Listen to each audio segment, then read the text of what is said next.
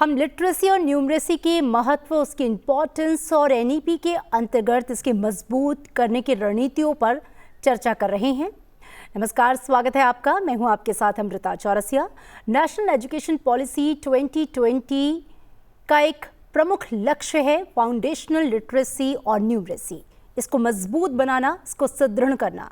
ऐसे में लिटरेसी और न्यूमरेसी का मजबूत होना न सिर्फ शिक्षा का आधार है, बल्कि ये देश के आर्थिक और सामाजिक विकास के लिए भी अनिवार्य है। आज इस महत्वपूर्ण एपिसोड में हम चर्चा करेंगे कि कैसे FLN को ग्राउंड लेवल पर प्रभावी रूप से इम्प्लीमेंट कर सकते हैं, आगे का रास्ता क्या है। इस पर चर्चा करने के लिए कुछ खास इमिनेंट एक्सपर्ट मेरे साथ जुड़े हुए हैं। मैं आपसे उनका परिचय करा दूं, जो कि हमारे साथ वर्चुअली जुड़े हुए हैं। शुभ्रा चैटर्जी, आप डायरेक्टर हैं विक्रमशील एजुकेशन रिसोर्स सोसाइटी। आप टीचर एजुकेशन और कम्युनिटी इंगेजमेंट में एक्सपर्ट हैं और ग्रास रूट पर एजुकेशन को ट्रांसफॉर्म कर रही हैं। बहुत स्वागत है आपका संसद टीवी में मैम। पूर्णिमा गर्ग, कंट्री डायरेक्टर हैं रूम टू रीड। विशेष रूप से कम आय वाले समुदायों में लिटरेसी को बढ़ावा देने के लिए आपका काम बहुत ही सराहनीय रहा है, जिससे लाखों बच्चों का जीवन बदला है। आपका बहुत स्वागत है संसद टीवी में। सबसे पहला सवाल पूर्णिमा जी आपसे, निपुण भारत मिशन की अगर हम बात करें तो इसे लॉन्च करते समय प्रधानमंत्री नरेंद्र मोदी ने इस बात पर खासा जोर दिया था कि हम ये सुनिश्चित करें कि बच्चे पढ़ना सीखें, ताकि सीखने के लिए वो पढ़ सकें। हम छात्रों में ये पढ़ने और लिखने के प्रति, सीखने के प्रति जो उनका प्रेम है, जो उनका कमिटमेंट है, ये डेडिकेशन है, इसे कैसे फाउंडेशनल लेवल पर विकसित कर रहे हैं? धन्यवाद। देखिए, जब श्री नरेंद्र मोदी जी ने अपने भाषण में कहा था कि बच्चों का स्वतंत्र पठन बहुत जरूरी है जी। बच्चों का स्वतंत्र पठन बनाने के लिए निर्देश और अनुभव दोनों की आवश्यकता होगी। स्कूलों को अपना काम करना होगा, सरकारी जो हमारा सिस्टम है, तंत्र है, उसको अपना काम करना होगा।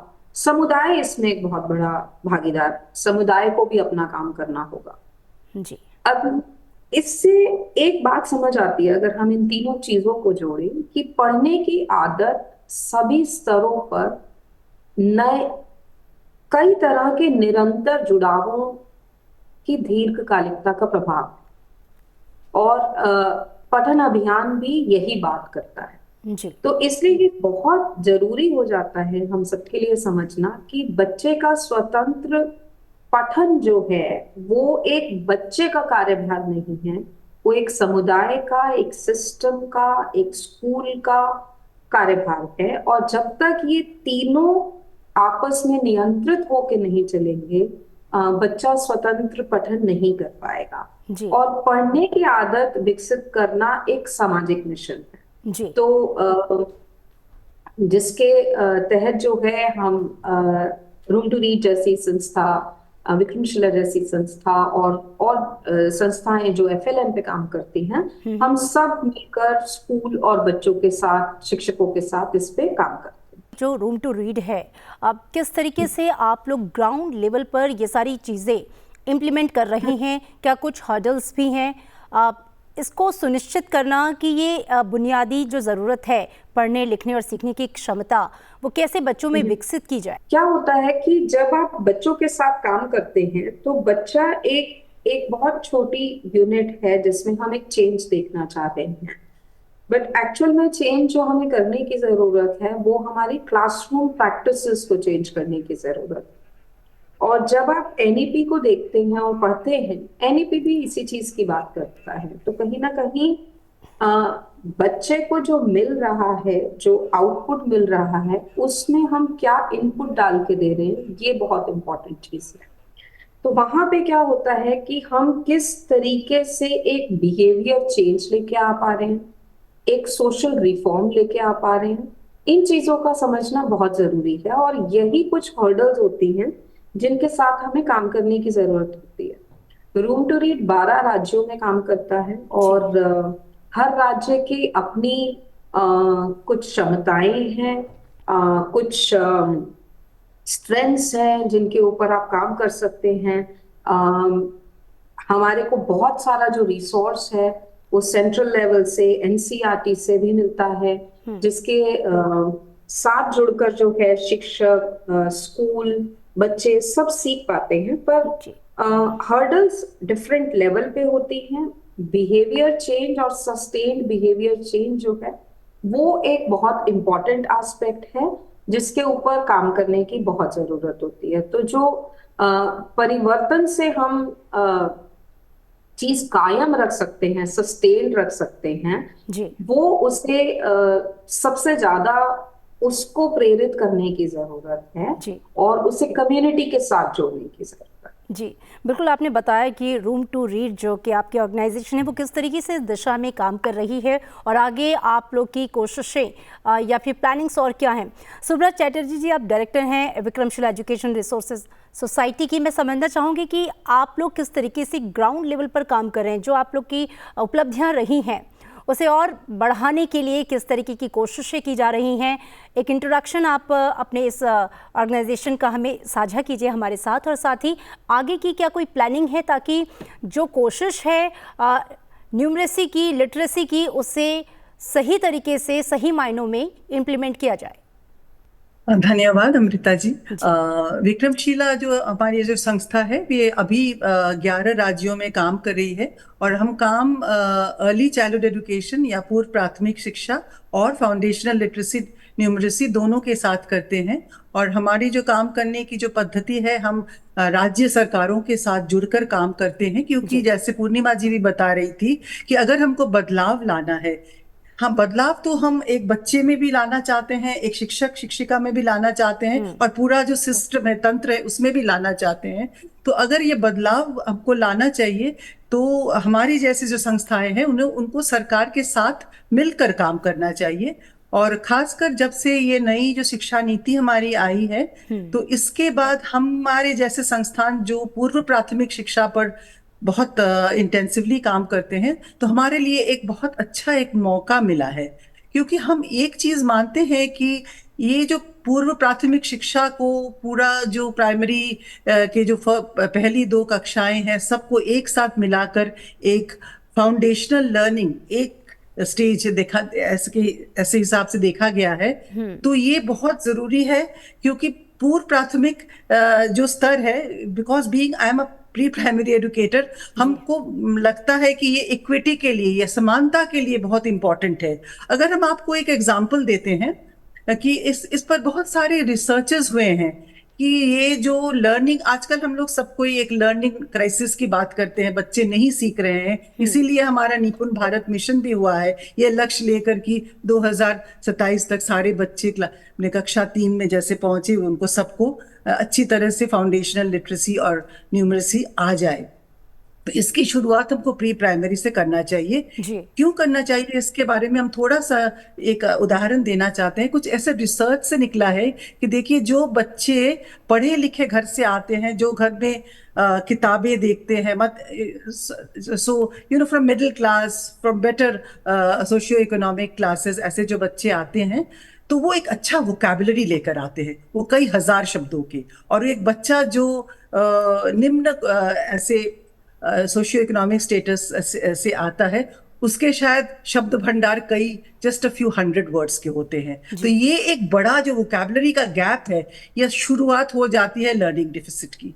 और हमने देखा है, हमारे आप पूछ रहे थे हमारी क्या इसमें एक्सपीरियंसेस रहे हैं, तो हम जो 8-10 जगह काम करते हैं, हम काम करते हैं बिल्कुल सबसे जो पिछड़े हुए जो समाज के जो वर्ग है, ट्राइबल्स हैं या पिछड़े हुए जो डिस्ट्रिक्ट्स है, एस्पिरेशनल डिस्ट्रिक्ट्स है, यहाँ पर काम करते हैं, जहाँ पर हम देखते हैं कि एक मैजिक जैसा हमको दिखाई देता है। जैसे बच्चों को एक अच्छी गुणवत्ता वाली पूर्व प्राथमिक शिक्षा मिलती है, 2-3 महीने में उनके एक बहुत बड़ा परिवर्तन आ जाता है। वो बोलने लगते हैं, सोचने लगते हैं, बहुत कुछ समझने लगते हैं, उनकी जो सामाजिक जो सोशल इमोशनल डेवलपमेंट बहुत अच्छी तरह से होती है। तो इससे ये एक साफ पता चलता है कि ये जो बच्चा है ये आगे जाके स्कूल में ये सक्सेसफुल रहेगा, हाँ, इसमें जिंदगी में भी कामयाब रहेगा। तो ये जो पूर्व प्राथमिक शिक्षा को लेकर आजकल जो कहा जाता है कि 90% ब्रेन डेवलपमेंट हो जाता है, बहुत जरूरी है,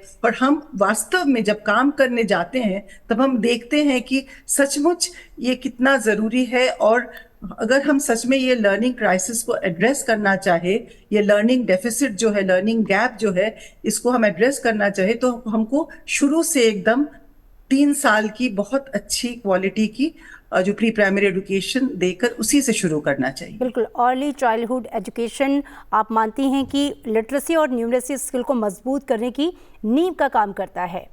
पूर्णिमा जी, निपुण भारत मिशन गाइडलाइंस के अनुसार हमारे देश के सभी बच्चों की बुनियादी शिक्षा में सुधार के लिए एक सफल मिशन की कल्पना की गई। कल्पना शिक्षक, माता पिता, समुदाय और स्थानीय निकायों की सक्रिय भूमिका को लेकर की गई, क्योंकि इसके बिना इसकी सफलता सुनिश्चित नहीं है। तो बच्चों के लिए एक अनुकूल लर्निंग इन्वायरमेंट बनाने के लिए आप कम्युनिटीज़ को एक साथ कैसे इंगेज कर रहे हैं और इसे लेकर कितनी सफलता आप तक मिली? देखिए, ये हम सभी जानते हैं कि समुदाय जो है, समुदाय या घर, वो पहला स्थान है एक बच्चे के लिए जहां वो सीखना शुरू करता है जी।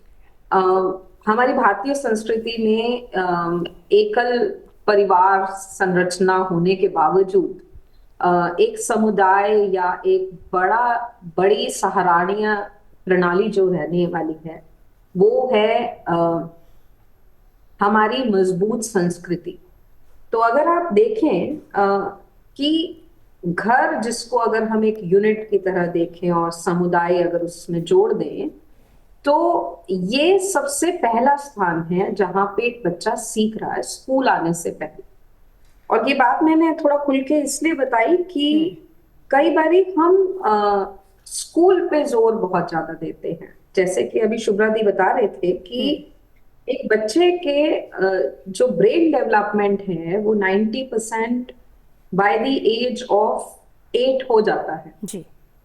8 का मतलब है कक्षा 3 तक आते आते बच्चे का मोस्टली ब्रेन डेवलप हो चुका है। और ऐसा देखा भी गया है कि अगर तीसरी कक्षा तक एक बच्चे को न्यूमरेसी का ज्ञान और लिटरेसी का ज्ञान नहीं है तो वो और बच्चों के मुकाबले में पीछे रह जाता है। जी।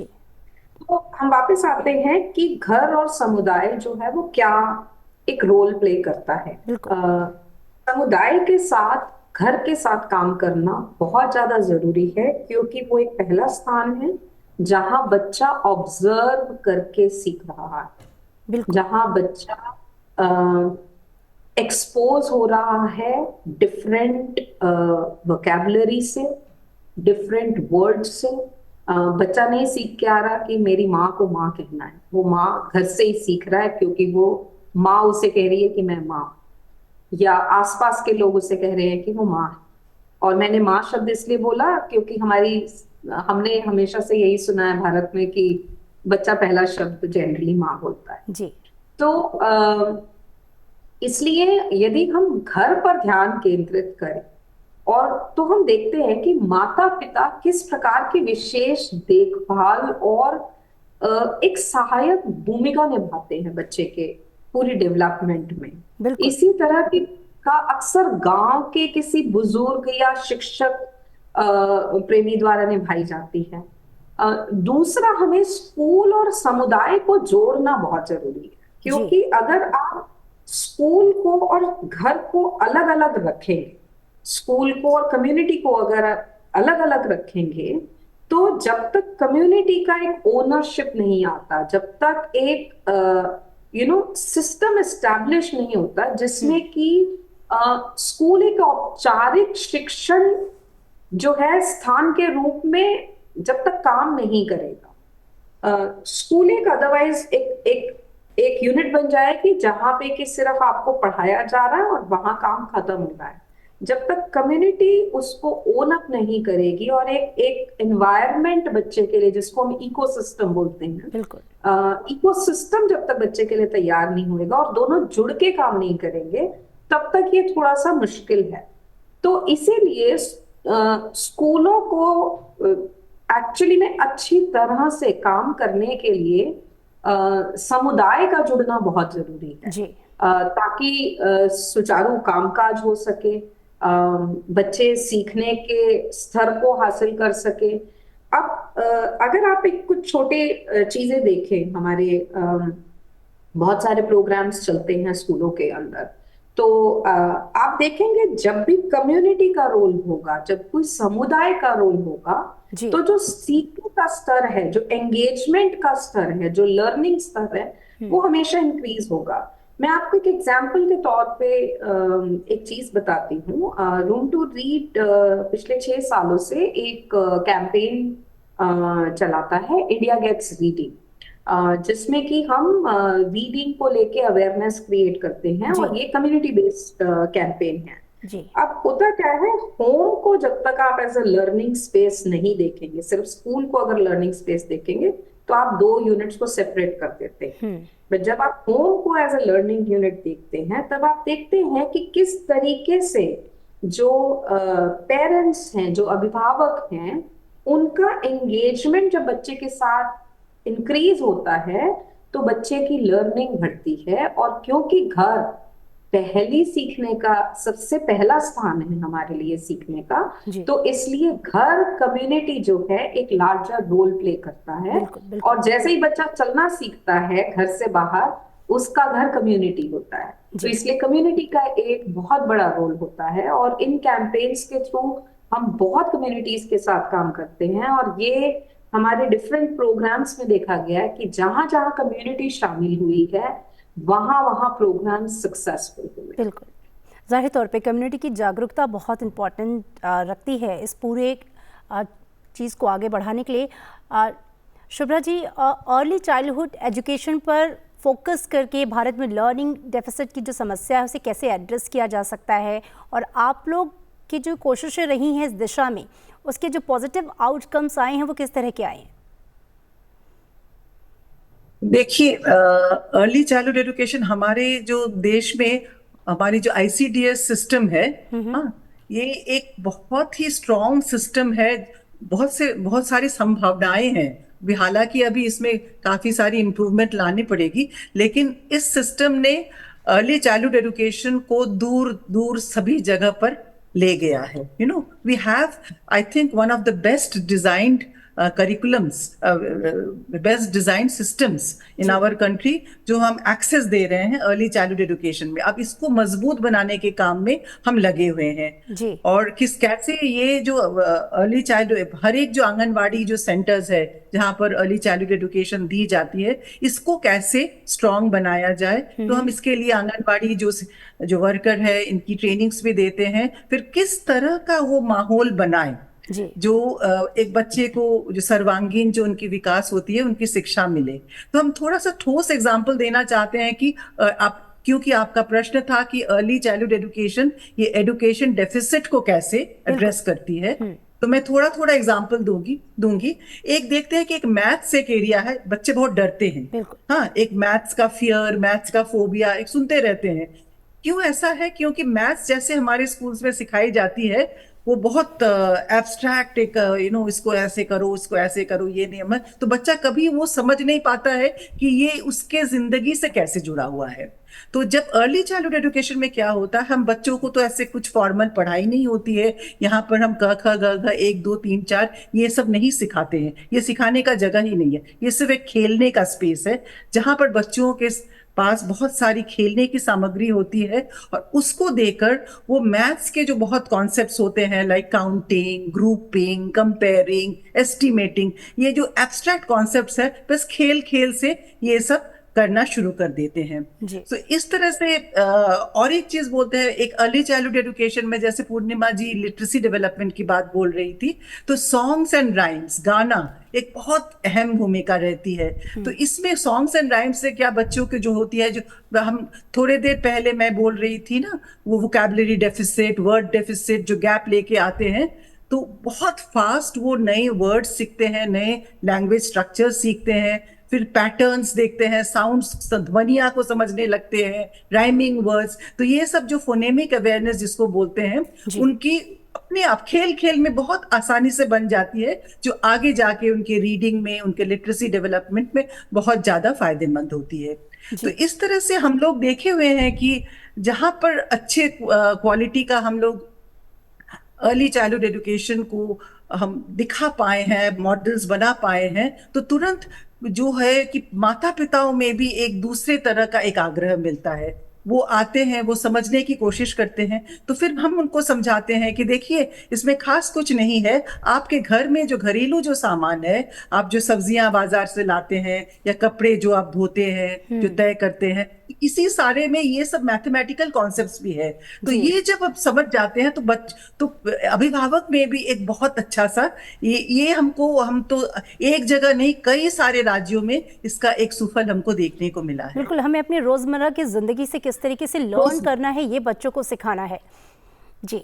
पूर्णिमा गर्ग जी, लर्निंग सिर्फ एक प्रैक्टिस नहीं बल्कि एक जीवन जीने का तरीका है, हम ये जानते हैं। और निपुण भारत मिशन की लॉन्ग टर्म सक्सेस के लिए सस्टेन बिहेवियरल चेंज की अगर हम बात करें तो वो कितना महत्वपूर्ण है और इसे बढ़ावा देने में आपका अनुभव कैसा रहा है?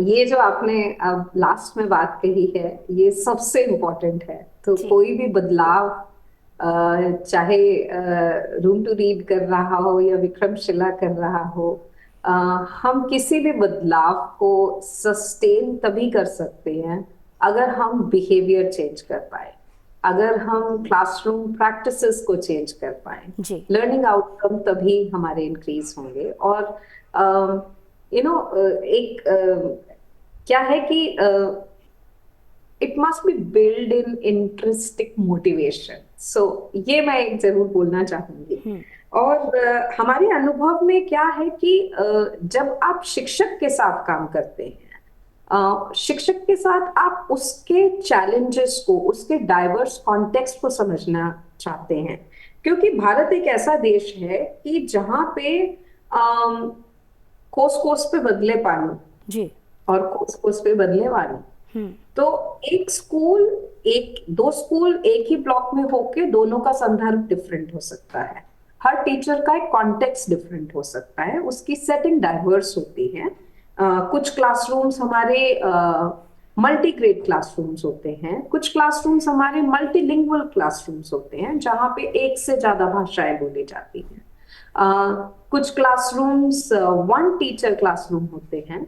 तो इसलिए हमें जो है हर टीचर का एक संदर्भ समझने की जरूरत होती है, और उस संदर्भ को समझने के बाद अगर आप उन टीचर्स के साथ जो आप ट्रेनिंग कर रहे हैं उनकी जरूरत के हिसाब से अगर आप ट्रेनिंग करेंगे, तो हमारा मानना और हमारा अनुभव ये कहता है ऑफ बीइंग देयर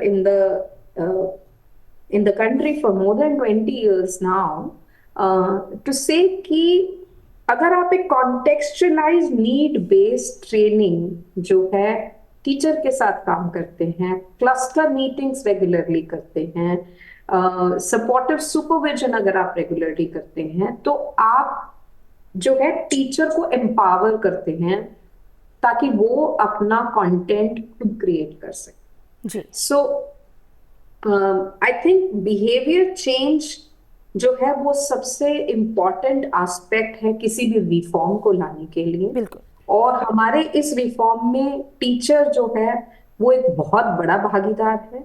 तो टीचर का बिहेवियर चेंज जो है वो सस्टेन होना बहुत ही ज्यादा जरूरत है, और वो तभी होगा उसको अगर वो ट्रेनिंग और वो सपोर्ट मिले जिससे एक्चुअली वो जूझ रहा है, जो एक्चुअली में उसे ग्राउंड पे हेल्प करेगा। शुभ्रा जी, आपसे सवाल ये है कि कॉम्प्लेक्स क्लासरूम स्ट्रक्चर में प्रभावी ढंग से पढ़ाने के लिए टीचर्स को रोबस्ट ट्रेनिंग की ज़रूरत होती है, हम ये जानते हैं। तो अलग अलग राज्यों में टीचर्स ट्रेनिंग के आपके अनुभव के आधार पर कुछ ऐसे राज्य कैसे टीचर्स ट्रेनिंग में सुधार ला रहे हैं ताकि हर बच्चा जो है वो फाउंडेशनल लिटरेसी और न्यूमरेसी स्किल को हासिल कर सके? हाँ, तो इस बारे में जो जैसे पूर्णिमा जी बता रही थी कि 2 क्लासरूम एक जैसे नहीं होते हैं, ये बहुत ही कॉम्प्लेक्स एक सिचुएशन है। एक टीचर 5 क्लासरूम को संभाल रहा है और या 2 टीचर 5 क्लासरूम को संभाल, इसमें बहुत फर्क हो जाता है कैसे ये अप्रोच दिया जाए। तो इसीलिए अभी जो प्रयास हम देख रहे हैं, हर कई राज्यों में ये देखने को मिल रहा है। हम उत्तर प्रदेश, मध्य प्रदेश, राजस्थान, बिहार, झारखंड, काफी राज्यों में काम कर रहे हैं। तो सभी राज्यों में एक जो प्रयास दिख रहा है कि ट्रेनिंग को कैसे एक्सपीरियंशियल बनाया जाए, कि टीचर को, क्योंकि a lot of new skills सिखाया जा रहा है, दक्षताएं सिखाई जा रही है, तो उसके लिए बहुत प्रैक्टिकल होना चाहिए। वो लेक्चर बेस्ड बैठे बैठे वो काम नहीं करता है, तो बहुत प्रैक्टिकल हैंड्स ऑन ट्रेनिंग होता है, एक्सपीरियंस बेस्ड होता है। और ताकि टीचर वो उनमें जो नई जो दक्षताएं आती है वो फिर वापस जाके वो जब क्लासरूम में प्रैक्टिस करती है, फिर उनको सपोर्ट करने के लिए मेंटर भी दिया जाता है। ये भी एक नया प्रयास हम देख रहे हैं, कई राज्यों में इसका ये शुरू हुआ है। इसका बहुत ही अच्छा असर पड़ता है। तो टीचर को जब ऐसे सपोर्ट मिल जाता है, तो जैसे पूर्णिमा जी बता रही थी, तो उसका प्रैक्टिस बदल जाता है। वो जब प्रैक्टिस में जब बदलाव आता है, वो बच्चों में बदलाव आता है। बच्चे की एंगेजमेंट लेवल में वो आना चाहते हैं स्कूल, वो रविवार को भी स्कूल आना चाहते हैं। ऐसे भी हम सुने हैं, बीमार है फिर भी स्कूल आना चाहता है। तो ये जो परिवर्तन होता है, तो इसमें हम जाके देखते हैं इसका असर उसके पेरेंट्स पर पड़ता है। तो उनको भी एक उत्सुकता होती है कि भाई ऐसा क्या हो रहा है स्कूल में, बच्चा इतना स्कूल आना चाह रहा है। तो ये एक हो जाता है। तो जैसे पूर्णिमा जी बता रही थी, एक इकोसिस्टम तैयार हो जाता है। तो यहाँ जहां पर जिन जिन राज्यों में हमने देखा है कि ये प्रयास देखिए, कंस्ट्रेंट्स बहुत जगह पर बहुत तरह की है। हमने नहीं ऐसा कहना है कि सब कुछ बहुत बदल गया, सुधर गया, लेकिन जहां पर अच्छे तरह से ट्रेनिंग दी जाती है और क्लासरूम में बदलाव आते हैं, वहां पर वी आर एबल टू सी कि ये जो एक चेंज का प्रोसेस एक डोमिनो की तरह ये फैलता जा रहा है। ये बहुत अच्छा इसका एक इफेक्ट देखने को। बिल्कुल। पूर्णिमा जी, आपसे मैं अब आखिरी सवाल करना चाहूँगी, चूँकि वक्त हमारे पास कम है, क्योंकि हम लगातार NEP 2020 के उद्देश्य और लक्ष्यों को पूरा करने की बात कर रहे हैं और आप लोग इम्प्लीमेंटिंग बॉडीज़ हैं। तो अब आखिर में आपका संदेश क्या होगा अलग अलग कम्युनिटीज़ के लिए, स्टेक होल्डर्स के लिए, ताकि हम इन लक्ष्यों को पा सकें? देखिए, मेरा एक ही संदेश है और मुझे ऐसे लगता है हम सब संस्थाएं जो भी इस पे काम कर रही हैं इन चीजों पे, मुझे लगता है कि मैं एक तरीके से सबकी ही आवाज बन के अगर बोलूं तो संदेश यही है कि जब तक हम स्कूल को एक अलग यूनिट मान के चलेंगे, बच्चे को एक अलग यूनिट मान के चलेंगे, तब तक हम उस लक्ष्य को नहीं पहुंच पाएंगे। हमें इन सबको इकट्ठे जोड़ के कोलैबोरेशन के थ्रू काम करने की जरूरत है। सारा भार आप टीचर पे नहीं डाल सकते। जैसे शुभ्रा दी ने कहा कि हमें सपोर्ट देने की जरूरत है टीचर को।